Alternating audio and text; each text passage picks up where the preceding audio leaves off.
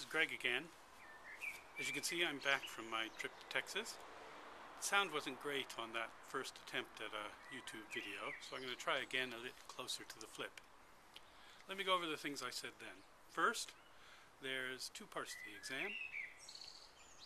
The first part's an obligatory question, very much like the ones on previous year's questions.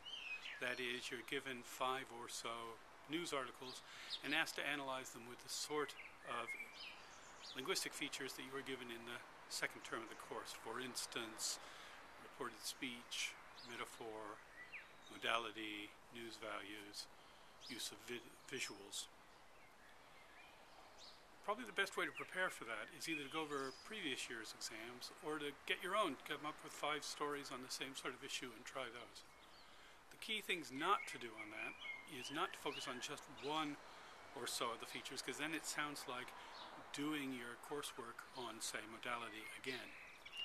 But similarly, don't try to push it too hard. Don't do just a checklist of each article separately. That's by far the most common mistake with that. To just take the text A, text B, text C, text D, and never try to connect them or make any argument. Clearly that can't be a really good essay. The second part of the exam, you have a choice of 5 or so questions. You choose one. Obviously there'll be some questions from term 1, probably on some things about audiences or technology. The key mistake there often is to have prepared last year's questions or something like your coursework question. Read the question carefully, because we change them each year, obviously, and you need to come up with something a bit different. You need to answer the question as it is. Also, especially for those who aren't used to taking British exams, on a British exam, you don't get really good marks just for repeating what was in the lecture. You need to come up with your own examples in your own reading. So it would be good to have in mind some examples you might use from recent events like the election or the volcano or the economic situation. Use those to show you understand what people were talking about in a lecture. Clearly you're not expected to memorize whole texts, but be aware of the sort of things you could use in an informal way to illustrate the kind of issues that might come up in that kind of question.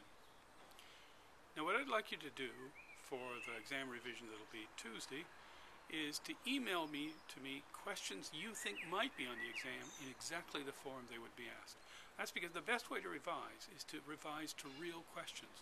Don't memorize lectures, but come up with questions that you might think would be on the exam, or past year's questions, based on past year's questions perhaps, and work those up. Okay, I'll see you next Tuesday for a face-to-face meeting, and we'll see if this time, being a bit better close to the flip, the sound's a bit better. And just as I last week showed you West Texas, I'll give you a bit of a pan around our garden.